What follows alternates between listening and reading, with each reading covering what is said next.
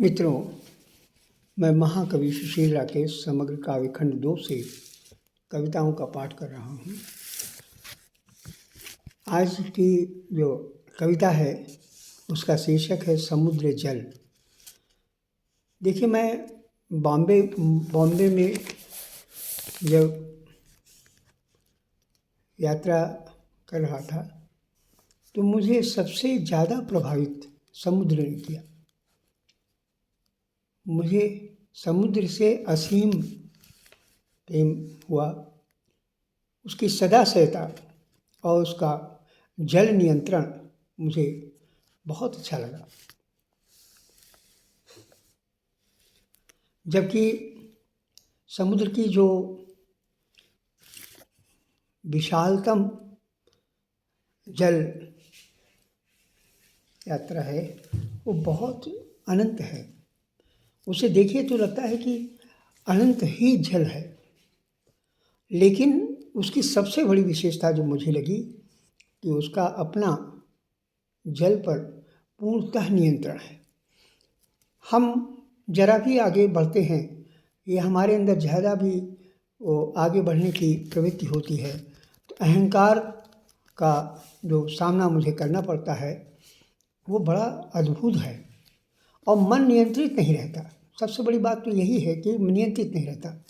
लेकिन विशालतम समुद्र अपने जल को नियंत्रित रखता है, यही उसकी स्वतंत्रता है। हम सब लोगों को भी अपनी विशालतम स्थिति में भी नियंत्रण रहना बहुत ज़रूरी है। यही मेरी अभिलाषा रहती है और यही मेरा स्वतंत्रता है। देखिए, समुद्र जल की जो मुझे बातें मिली उनको मैं आपके सामने प्रस्तुत कर रहा हूँ। शीर्षक है समुद्र जल। तेज रफ्तार से आती लहरों की अभिव्यक्ति, तेज रफ्तार से आती लहरों की अभिव्यक्ति संवेदनशीलता भर कर लाती है जल। जल की ऊर्जा को कौन समझे, वह तो धार पर धार मारते हुए अपने जल अणु को पृथ्वी पर हम सब पर जीवन का अर्थ विसर्जित करते लोगों पर फैला जाती है। प्रकट नहीं होती, अदृश्य नहीं होती, ये सबको जागने के लिए दे जाती है एक गीत। ये संदेश देती है। समुद्र की जो लहरें हैं वो एक संदेश देती हैं कि निरंतर बहो, बढ़ते चलो, लेकिन अपने नियंत्रण में रहो। लगता है धरती पर आ जाएगा समुद्र, उसकी उत्ताल तरंगों से लगता है समुद्र तल सांकल खटखटाने लगा है, पर हम सब उस खटखटाने का नहीं समझ रहे हैं अर्थ। सहस्त्र जल खिलने के लिए बेताब है धरती पर। थपेड़ों को सहते सेवा में तत्पर पत्थर पड़े पड़े तटबंध पर रोक रहे हैं। जल अणु को हम सब हैं कि उसके तटबंध पर तथाकथित प्रेम का प्रदर्शन करते श्रद्धा झूठों की सवारी गांठते हैं और कुछ नहीं घटता। छोटी छोटी बातें विराट हो रही, समाधान के लिए कोई रहस्य नहीं खुल रहा और न ही व्यक्ति इतना जानकार है। वह जान भी ले तो अनजान हो जाता है मुद्रा के हस्तांतरण में। ये बड़ी विशेषता है मुंबई की कि वहाँ मुद्रा बड़ी तेज़ी से विकसित होती है। या तो पहुंचकर मुंबई आदमी आसमान मुद्रा को लेकर आसमान छूने लगता है या फिर वो बर्बाद हो जाता है। यहाँ की दौड़ती भीड़ की आदत अज्ञानता असफलता की है।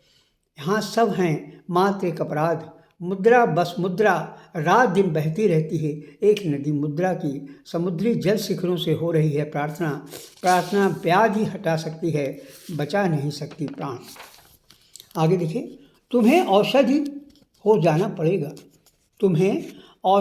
जाना पड़ेगा, सुबह शाम तुम्हारा मूल्य साध्य होगा और साधन बन जब होगा आविर्भाव यह कि साधन का कोई मूल्य नहीं होगा, तब तुम्हें लहरों की तरह प्यारा लगने लगेगा समुद्र। लहरें तो सुनना नहीं पसंद करती, सुख दुख का कोई अर्थ नहीं है उनके लिए। वह तो निरंतर इस तरकीब से बहती, उठती, फिर पीछे हटती, सिमट जाती, जैसे लौट जाती समुद्र और आकाश के मिलन गीत संगीत में। यथार्थ है कुछ भी कर गुजरने का साहस होता है लहरों में। यथार्थ है कुछ भी कर गुजरने का साहस है लहरों में। शुरुआत करने की है समझ उनमें। वह हृदय के आंसुओं की लवणता भर भर पीती लौटती रफ्तार में। चांद तारों की बातचीत में खो जाती हैं। लहरों में बच्चों जैसी प्रसन्नता भी है, उछाल भी है, कोमलता उनके रग रग में बसी है। माँ जैसी मुस्कुराहट भी है, शीतलता भी है। ध्वनि में ओंकार की तरह चढ़ती हैं, उतरते प्रेम की गहराई में खो जाती हैं। लहरों में देखिए कितना गुण हमको मिला कि मैं खुद आश्चर्य पड़ गया कि इस कविता को लिखने में कहाँ से उन्होंने मुझे अपनी कृपा बरसाई है। इसीलिए मैंने इसमें लिखा है, यथार्थ है कुछ भी कर गुजरने का साहस होता है लहरों में। शुरुआत करने की है समझ उनमें। वह हृदय के आंसुओं की लवणता भर भर पीती और लौटती रफ्तार में चांद तारों से बातचीत में खो जाती हैं। लहरों में बच्चों जैसी प्रसन्नता भी है, उछाल भी है, कोमल उनके रग रग में बसी माँ जैसी मुस्कुराहट भी है, शीतलता भी। ध्वनि में ओंकार की तरह चढ़ती हैं, ध्वनि में ओंकार की तरह चढ़ती हैं, उतरते प्रेम की गहराई में खो जाती हैं। ये बुनियादी नमी की अनंत काव्यता है। ये बुनियादी नमी की अनंत काव्यता है। वह कूदती फैलती सारे वायुमंडल को सफ़ेद फेरों से वो ज्वलित कर देती हैं। मैं उनकी गूंजती ध्वनि प्रतिध्वनियों की गहराई में खो गया। और अंत में देखिए, जहाँ पत्थरों के जुड़े हुए पंख हैं, जहाँ पत्थरों के जुड़े हुए पंख हैं, उधम करती हवाएं हैं, खारेपन में डूबा हुआ समुद्र का आशीष, सब कुछ तो है जिसे कोई धारण के लिए तत्पर नहीं है। हाँ, बहती सहज धारा के गीत उत्सव में पांव रखने की कोशिश में हूँ, जहाँ समुद्र का जल धरती पर आ जाएगा, जहाँ समुद्र का जल धरती पर आ जाएगा। देखिए, मैं इसको फिर से एक बार रिपीट कर रहा हूँ।